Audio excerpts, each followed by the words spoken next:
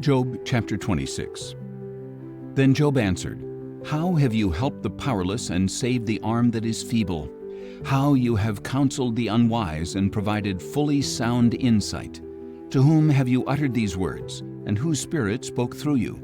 The dead tremble, those beneath the waters and those who dwell in them. Sheol is naked before God, and Abaddon has no covering. He stretches out the north over empty space. He hangs the earth upon nothing. He wraps up the waters in his clouds, yet the clouds do not burst under their own weight. He covers the face of the full moon, spreading over it his cloud. He has inscribed a horizon on the face of the waters at the boundary between light and darkness. The foundations of heaven quake, astounded at his rebuke. By his power he stirred the sea. By his understanding he shattered Rahab. By his breath the skies were cleared. His hand pierced the fleeing serpent. Indeed, these are but the fringes of his ways. How faint is the whisper we hear of him. Who then can understand the thunder of his power? Job chapter 27. Job continued his discourse. As surely as God lives, who has deprived me of justice, the Almighty, who has embittered my soul, as long as my breath is still within me and the breath of God remains in my nostrils, my lips will not speak wickedness and my tongue will not utter deceit. I will never say that you are right. I will maintain my integrity until I die. I will cling to my righteousness and never let go. As long as I live, my conscience will not accuse me. May my enemy be like the wicked and my opponent like the unjust. For what is the hope of the godless when he is cut off, when God takes away his life? Will God hear his cry when distress comes upon him?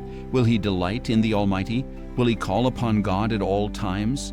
I will instruct you in the power of God. I will not conceal the ways of the Almighty. Surely all of you have seen it for yourselves. Why then do you keep up this empty talk? This is the wicked man's portion from God, the heritage the ruthless receive from the Almighty. Though his sons are many, they are destined for the sword, and his offspring will never have enough food. His survivors will be buried by the plague, and their widows will not weep for them. Though he heaps up silver like dust and piles up a wardrobe like clay, what he lays up the righteous will wear, and his silver will be divided by the innocent. The house he built is like a moth's cocoon, like a hut set up by a watchman. He lies down wealthy, but will do so no more. When he opens his eyes, all is gone. Terrors overtake him like a flood. A tempest sweeps him away in the night. The east wind carries him away, and he is gone. It sweeps him out of his place. It hurls itself against him without mercy as he flees headlong from its power. It claps its hands at him and hisses him out of his place. Job chapter 28. Surely there is a mine for silver and a place where gold is refined. Iron is taken from the earth and copper is smelted from ore. Man puts an end to the darkness. He probes the farthest recesses for ore in deepest darkness. Far from human habitation he cuts a shaft in places forgotten by the foot of man. Far from men he dangles and sways. Food may come from the earth, but from below it is transformed as by fire. Its rocks are the source of sapphires containing flecks of gold. No bird of prey knows that path, no falcon's eye has seen it. Proud beasts have never trodden it, no lion has ever prowled over it. The miner strikes the flint, he overturns mountains at their base. He hews out channels in the rocks, and his eyes spot every treasure. He stops up the sources of the streams to bring what is hidden to light. But where can wisdom be found, and where does understanding dwell? No man can know its value, nor is it found in the land of the living. The ocean depths say, "It is not in me," while the sea declares, "It is not with me." It cannot be bought with gold, nor can its price be weighed out in silver. It cannot be valued in the gold of Ophir, in precious onyx or sapphire. Neither gold nor crystal can compare to it, nor jewels of fine gold be exchanged for it. Coral and quartz are unworthy of mention. The price of wisdom is beyond rubies. Topaz from Cush cannot compare to it, nor can it be valued in pure gold. From where then does wisdom come, and where does understanding dwell? It is hidden from the eyes of every living thing and concealed from the birds of the air.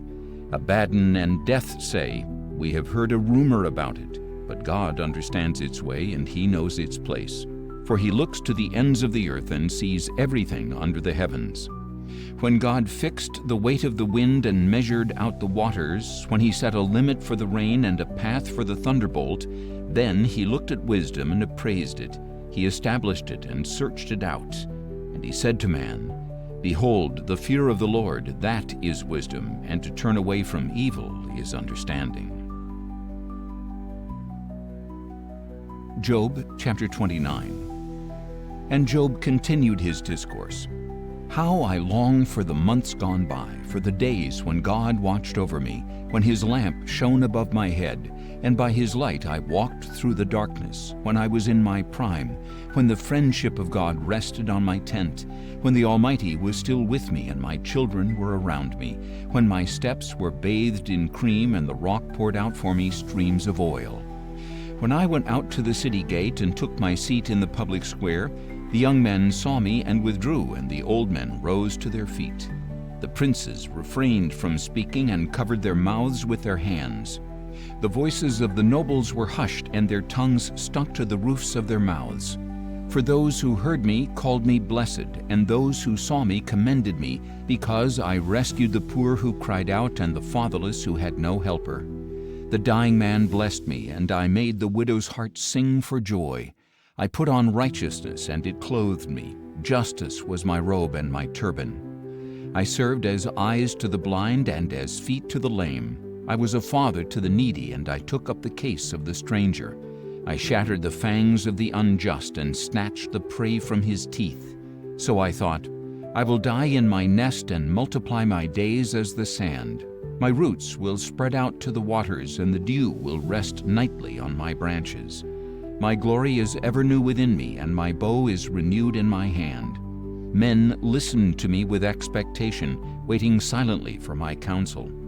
After my words they spoke no more. My speech settled on them like dew. They waited for me as for rain, and drank in my words like spring showers. If I smiled at them, they did not believe it. The light of my countenance was precious. I chose their course and presided as chief. So I dwelt as a king among his troops, as a comforter of the mourners. Job chapter 30. But now they mock me, men younger than I am, whose fathers I would have refused to entrust with my sheepdogs. What use to me was the strength of their hands, since their vigor had left them? Gaunt from poverty and hunger, they gnawed the dry land and the desolate wasteland by night. They plucked mallow among the shrubs, and the roots of the broom tree were their food. They were banished from among men, shouted down like thieves, so that they lived on the slopes of the wadis, among the rocks and in holes in the ground. They cried out among the shrubs and huddled beneath the nettles.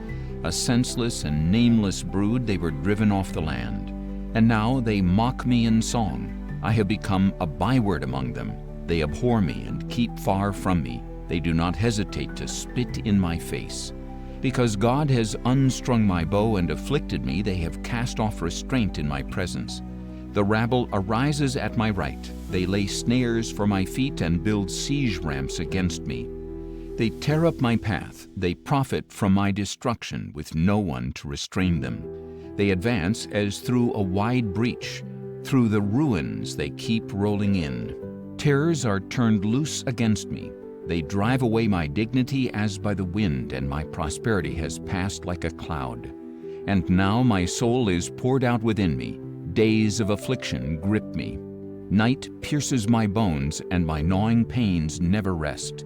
With great force he grasps my garment. He seizes me by the collar of my tunic.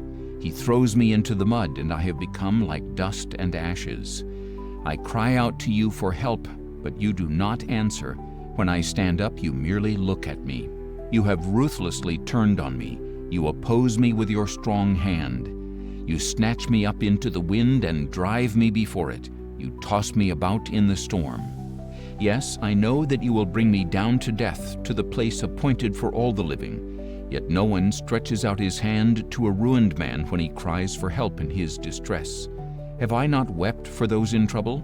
Has my soul not grieved for the needy? But when I hoped for good, evil came. When I looked for light, darkness fell. I am churning within and cannot rest. Days of affliction confront me. I go about blackened, but not by the sun. I stand up in the assembly and cry for help. I have become a brother of jackals, a companion of ostriches. My skin grows black and peels, and my bones burn with fever. My harp is tuned to mourning, and my flute to the sound of weeping.